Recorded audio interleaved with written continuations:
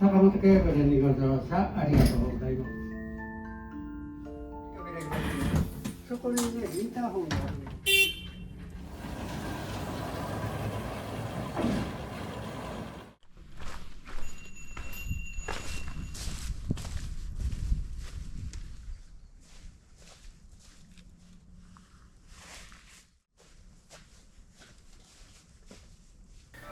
日本の山麓沿岸をテクテク歩くチャンネル、日本山麓テクテク歩き。京都駅から湖西線各駅停車近江舞子行きの列車に乗り込みます。本日は滋賀県にある有名な秘境駅と戦後80年比叡山中に眠り続ける幻の廃駅を目指します。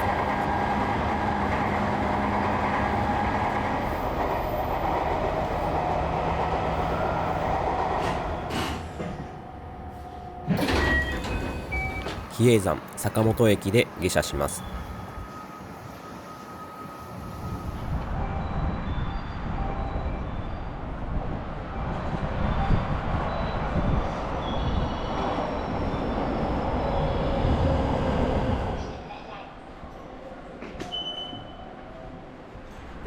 駅の改札前の様子です。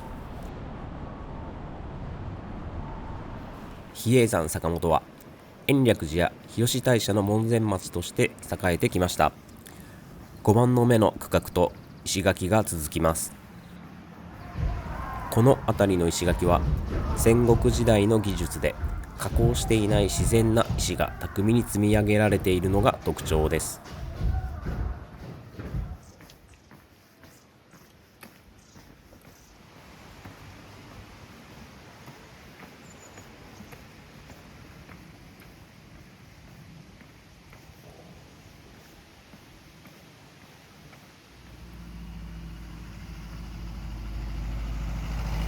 坂本ケーブル駅に到着しました。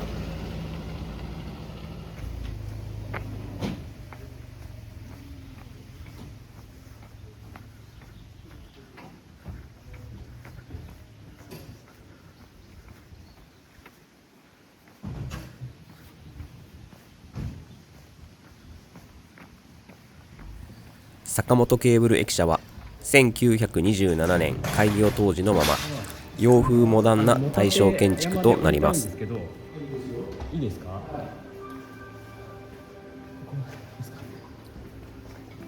片道で。あれで降りられるんですね。向こう京都の歩いて、いやもう向こうは行けませんのでね。ロープ止まってますので、はいそうなんですね。は歩かれるんでしたらどうぞ窓口へ。は往復します。往復で。はい。本日は坂本ケーブルにご乗車ありがとうございます。坂本ケーブルは全長2025メートルの現在日本最長のケーブルカー。蓬莱岡駅を通過。運転室こちら1号車です。応答願います。どうぞ。こちら運転室1号車どうぞ。1号車のり本立山駅、お客様が降りられますのでセットお願いいたします。1号車どこにございますか？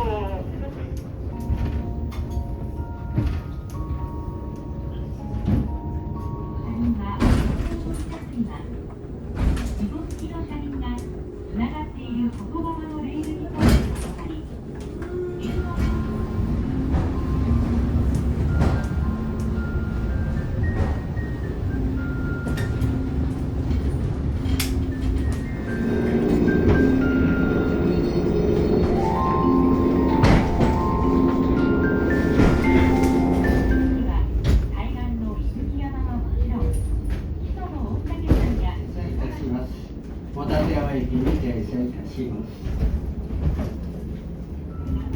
来駅橋はここから望む琵琶湖の景色に魅せられてこの地への埋葬を願ったと言われていま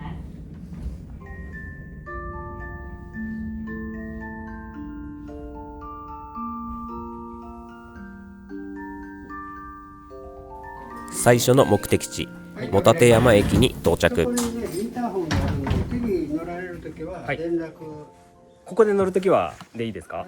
インターホンで、はい連絡してくださいね。わかりましたそうしないと止まりません。はい、わかりました。はい扉閉まります。ありがとうございました。本立山駅のホームは簡素な木造構造。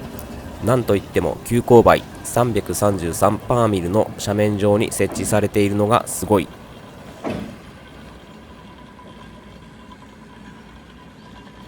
坂本ケーブル開通が1927年、上野浅草間に開通した日本初の地下鉄と同じ100年の歴史を持つケーブルカーとなります。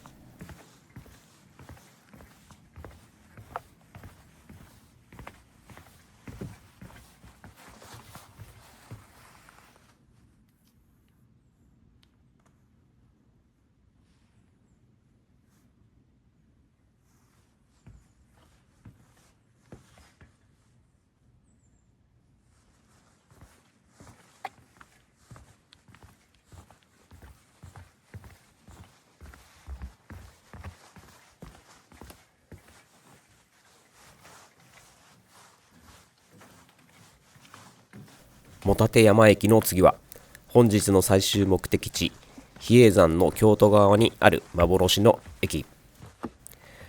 第二次世界大戦末期に廃止された叡山空中ケーブル高曽谷駅を目指します。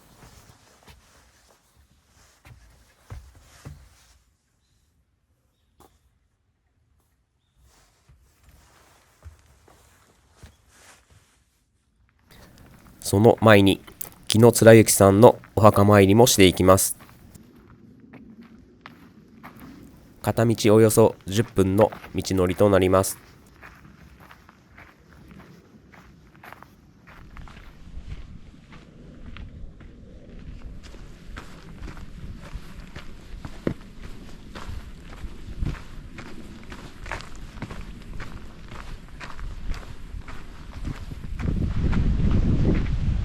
すごい風が。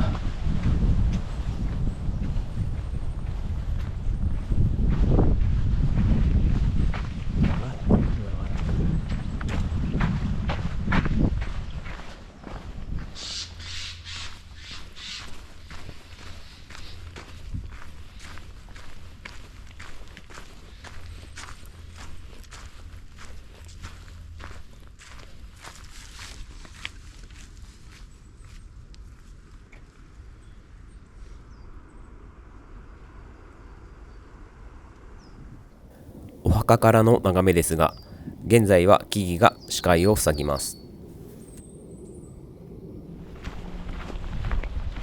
来た道を戻り、まずは比叡山の山頂を目指します。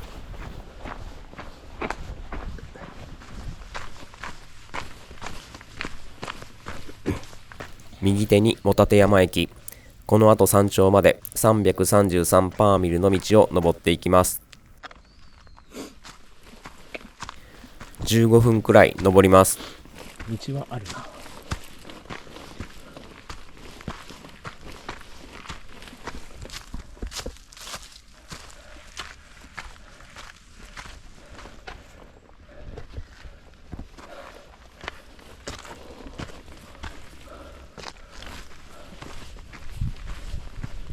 ろしくお願いします。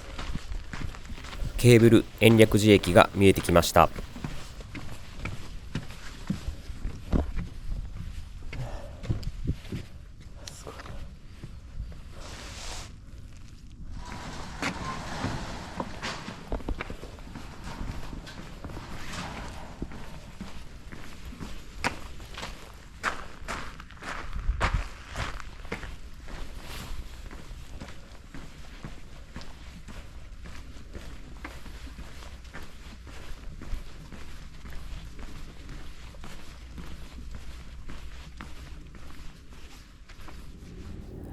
延暦寺関係の施設に行かれる場合は、この近くでバスに乗り換えることもできますが、今日は叡山空中ケーブル跡を探すので、このまま登山道を登って京都方面に抜けます。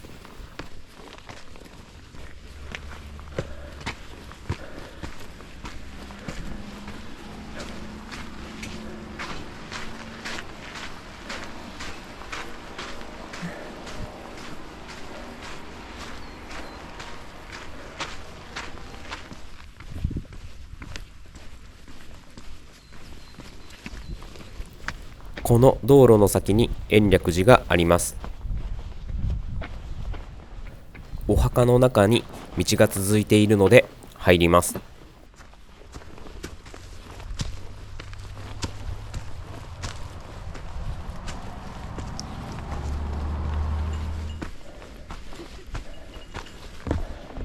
こんにちは。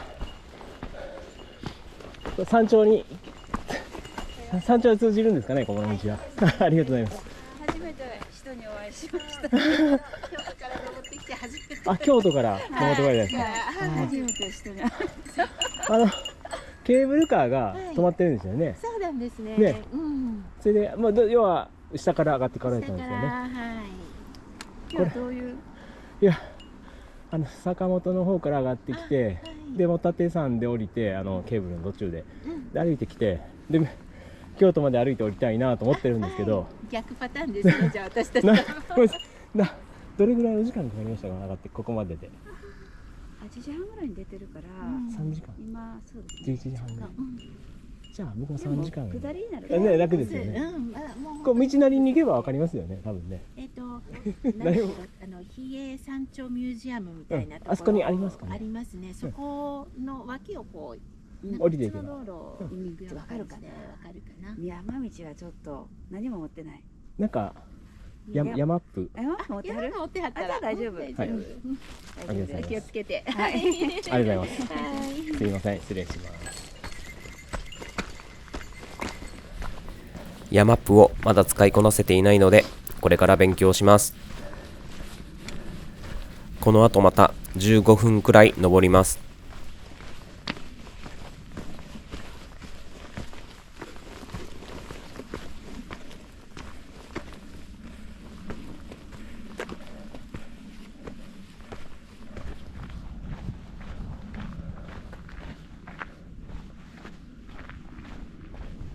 朝日放送関西テレビ中継基地。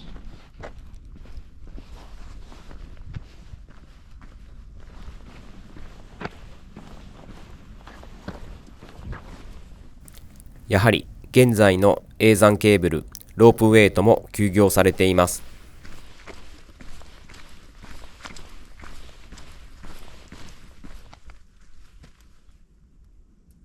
スキップで5分。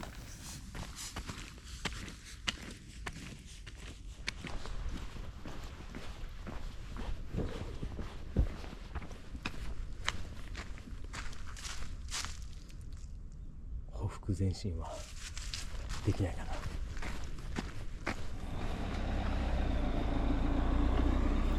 京都方面に下り始めます。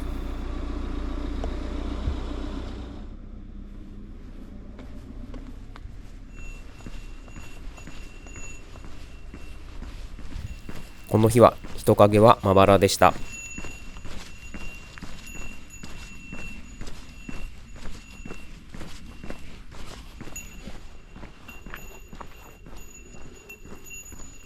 前方に比叡山人工スキー場跡が見えてきました。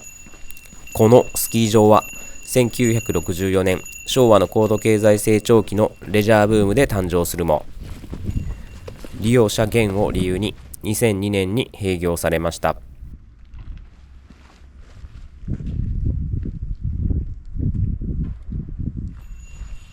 最終目的地の高曽谷駅はこの近くにあることは調べてきました。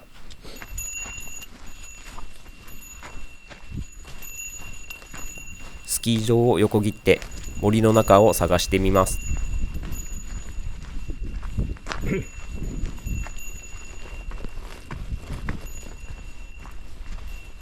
広場のような空間はありますが、何もありません。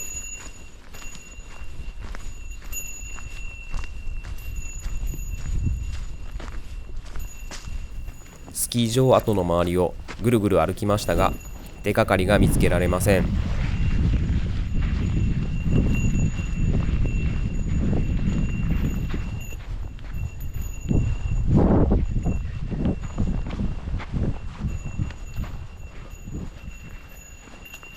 もう一度森の中に入ってみます。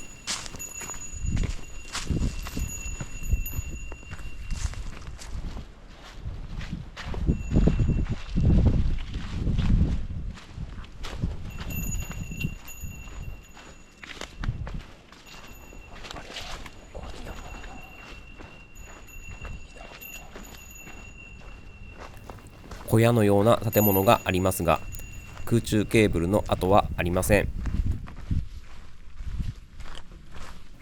かなりの傾斜です。無理をすれば降りられますが、どうしようか少し迷いましたが、引き返します。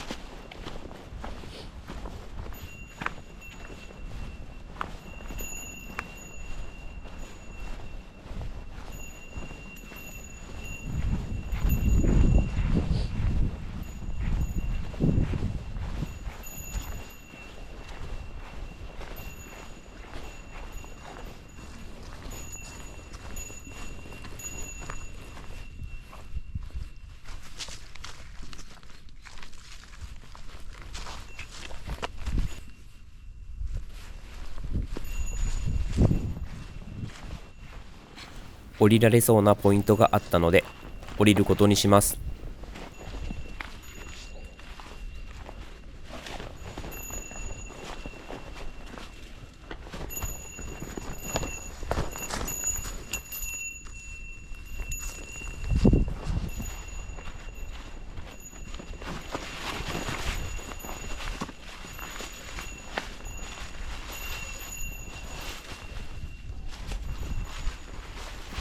かなり急な斜面となりますので、同じルートを選択される場合はお気をつけください。また、熊よけの鈴は今回しっかり装備しておきました。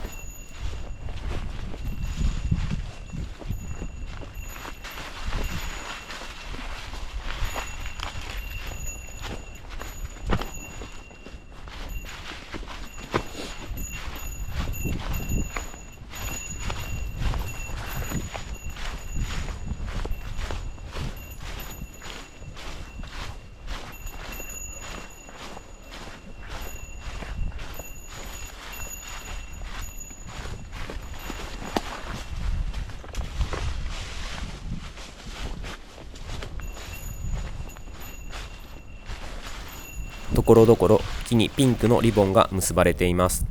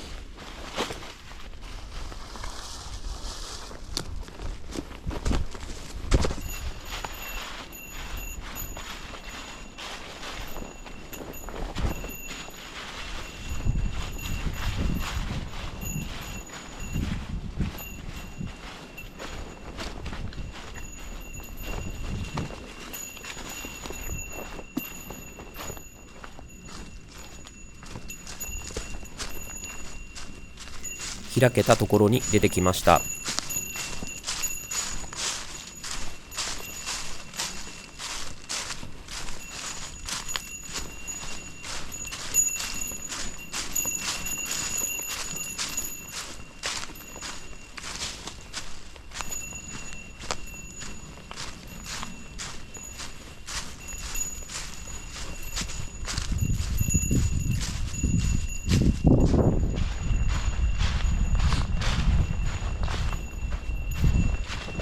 うわ、あった。うわ、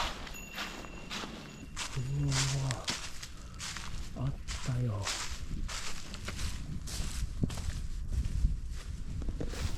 叡山空中ケーブル高曽谷駅跡に到着しました。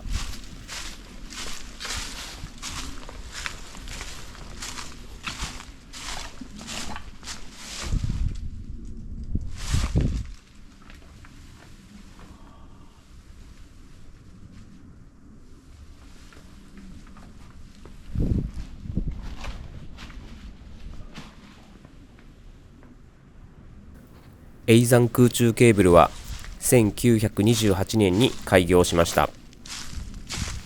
その後、第二次世界大戦末期の1944年に戦争激化に伴う不要不急線の指定を受けて廃止されたとのことです。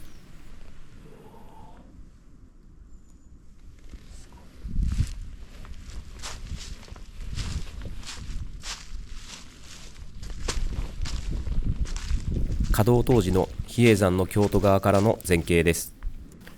麓の八瀬駅から中腹の比叡駅まではケーブルカー、そこから高曽谷駅までは徒歩、高曽谷から山頂付近まで空中ケーブルが走っていました。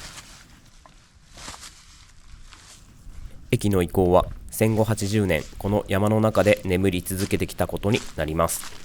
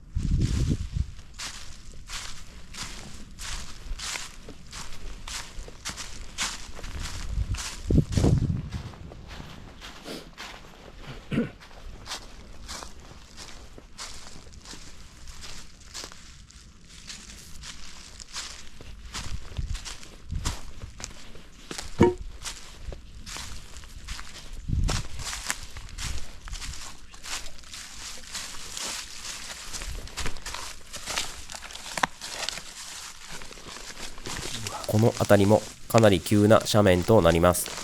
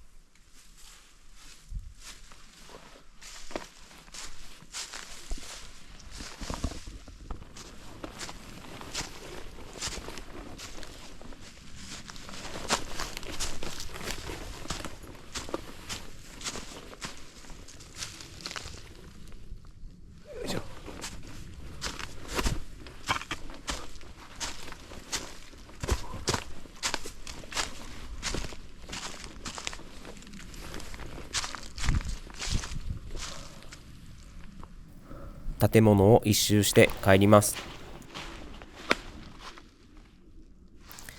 苔などの様子から一定の湿度も感じます。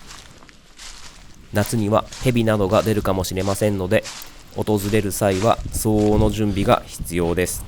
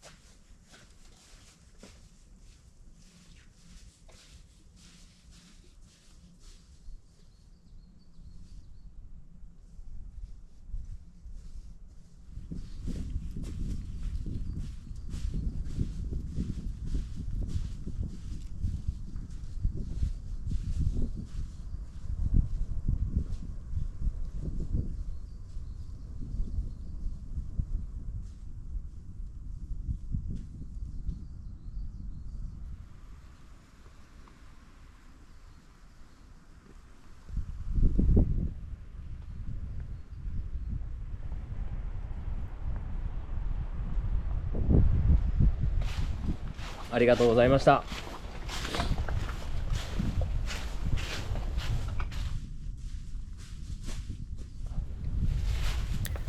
下山します。